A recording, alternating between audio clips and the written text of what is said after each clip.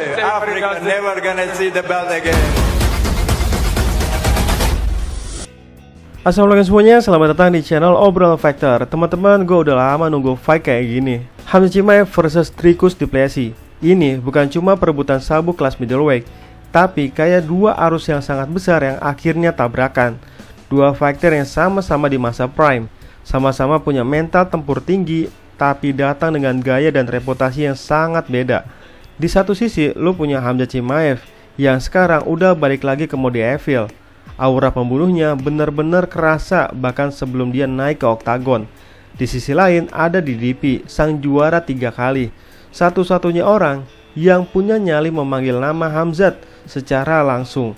Dan ini bukan sekedar trash talk, ini beneran bentuk tantangan. Yang bikin cerita ini makin menarik adalah meskipun hype-nya gila, sebenarnya mereka berdua saling respect.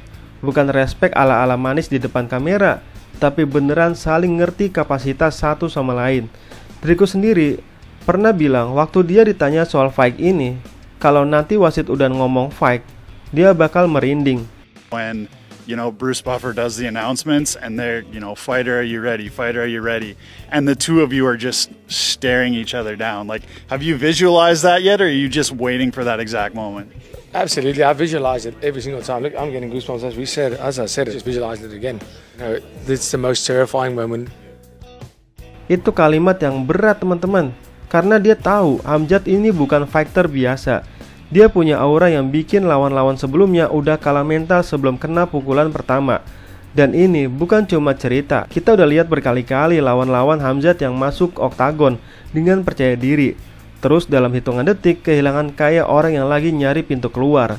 Sekarang kita bongkar dikit soal jalannya karir mereka. Dricus, ya gua akui, dia udah buktiin diri jadi juara. Tapi kalau gua perhatiin, dia juara karena ngalahin fighter-fighter yang udah nggak prime. Adesanya yang dia kalahin itu adalah Izzy yang udah kehilangan killer instingnya, alias udah nggak punya motivasi lagi. Respect buat Bobby Knuckle, tapi dia udah lewat puncak fisik dan udah banyak perang besar yang ninggalin efek. Sean Strickland, solid fighter, mental baja, tapi bukan fighter yang mematikan di semua aspek.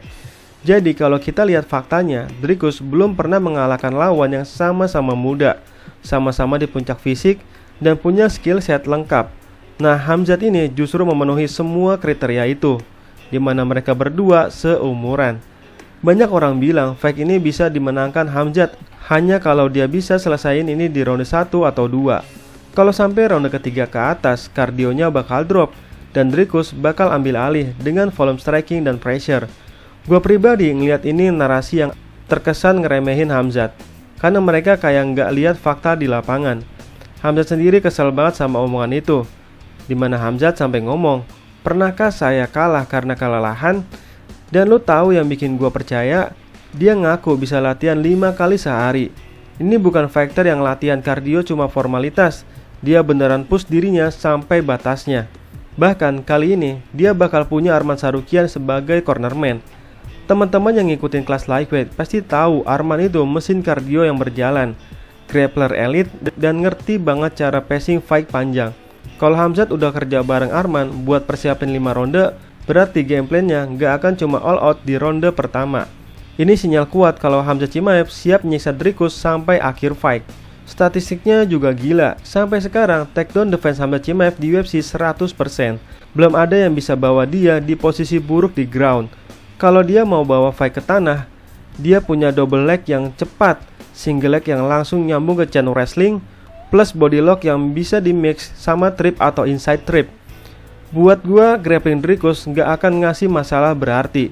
Kita ngomong soal grappling Kamaru Usman aja, yang bahkan salah satu yang terbaik yang pernah ada di UFC, tapi berkali-kali dibuat bertekuk lutut di tangan Hamzat Chimaev. Jadi sangat logis kalau grapplingnya Dricus Du Plessis nggak ada apa-apanya bagi Hamzat Chimaev. Gue perhatiin Dricus ini menang karena 3 hal: kardio yang konsisten sampai 5 ronde, pressure yang bikin lawan gak punya ruang gerak, dan ketahanan pukul yang kuat. Ditambah grapplingnya yang lumayan. Dia bisa jadi ancaman buat fighter yang gampang drop di kardio atau nggak tahan mental. Tapi lawan kayak Hamzat, semua kelebihan ini bakal diimbangi bahkan dibalikan. Kardio Hamzat sekarang udah dibangun buat jarak jauh. Pressure dia lebih intens dan durability-nya udah teruji. Grapplingnya Dricus kalau dibandingin sama arsenalnya Khamzat, ya jujur aja jauh di bawahnya. Striking Dricus juga bukan sesuatu yang nggak bisa dipecahin. Waktu Dricus lawan Adesanya yang udah nggak prime aja, dia kalah di hampir semua aspek striking. Dia menang karena bisa mix sama grappling. Kalau ketemu lawan yang punya striking cukup tajam plus ancaman takedown konstan kayak Khamzat Chimaev, itu akan bikin dia kebingungan. Dricus du Plessis punya gaya awkward yang susah dibaca, tapi awkward ini juga bisa bikin dia kebuka untuk counter kalau lawan sabar. Adesanya sama Whittaker aja udah ngomong soal gaya awkwardnya Dricus du Plessis. Ini sangat valid, bukan cuma omongan fans. But one thing about Dricus is just awkward. He would throw just to stop you in your track. There was one I remember when I sprawled on him and like head hit the mat. I tried to kick him on the ground and I was like, get up. And I advanced and straight away he just went. And I had to stop. So it stopped my momentum and I had to reset. So he's just weird, man. He's like the best fighter in the world. Dude. He's so good. Yeah. I can't even fault him for it, eh? Because it works. You know what I mean? Like, I remember when I fought him in that like first 30 seconds, I was like, dude, he's so slow. Like, you know what I mean? It's like out of nowhere. Like I'm like, bro, he just Dude, but then I got punched in the face. Like, Suasana makin panas waktu di konversi pers. Semua orang di ruangan dukung Khamzat. Dan setiap Dricus ngomong, dia langsung disorakin. Dimana Dricus ngaku ini pertama kalinya dia ngalamin ejekan sepanjang itu. Khamzat benar-benar manfaatin momen, ngomong kalau dia akan ambil alih kelas middleweight dan orang Afrika nggak akan lagi lihat sabuk juara. Ucapan itu nyampe ke Afrika Selatan dan langsung meledak. Billboard di sana mulai keluarin ejekan, termasuk yang paling terkenal bertuliskan Khamzat. Jadi ini fight udah bawa dimensi emosional dan nasionalisme. Face off mereka juga jadi salah satu yang paling intens gue pernah lihat. Khamzat berdiri rapat banget, tatapannya dingin tanpa senyum. Dricus coba tahan tatapan, tapi lu bisa lihat di bahasa tubuhnya ada rasa nggak nyaman. Dan Khamzat tutup momen itu dengan teriak takbir 3 kali. Allahu Akbar! Allahu Akbar! Allahu Akbar! Suasananya langsung panas, tegang tapi penuh energi.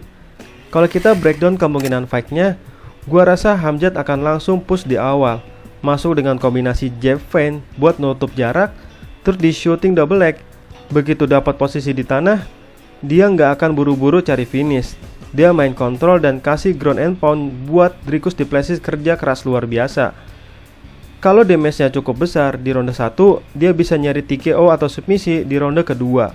Tapi kalau Dricus bisa bertahan dari tekanan awal, ronde 3 sampai ronde 5 bakal jadi wilayah dia. Dia akan main volume striking, bikin Khamzat nge-back pedal, dan nyoba clinch untuk narik nafas. Dia akan manfaatin gaya awkward buat lempar pukulan looping dari angle aneh.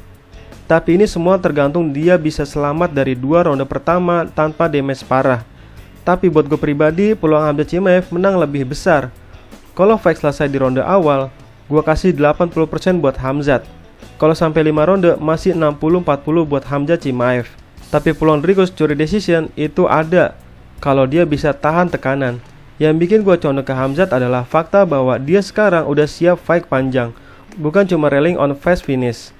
Teman-teman, ini pertarungan yang udah punya semua bumbu, skill, mental, tensi emosional, sampai unsur nasionalisme. Ini bukan cuma soal siapa yang lebih kuat fisik, tapi siapa yang bisa jalani game plan di bawah tekanan besar.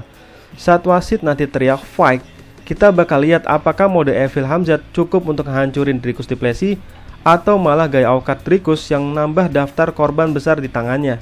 Dan apapun hasilnya, fight ini bakal masuk sejarah kelas middleweight UFC. Nah, kalau menurut teman-teman siapakah yang akan menang dan via apa? Silahkan tulis di kolom komentar ya. Sekian dan terima kasih.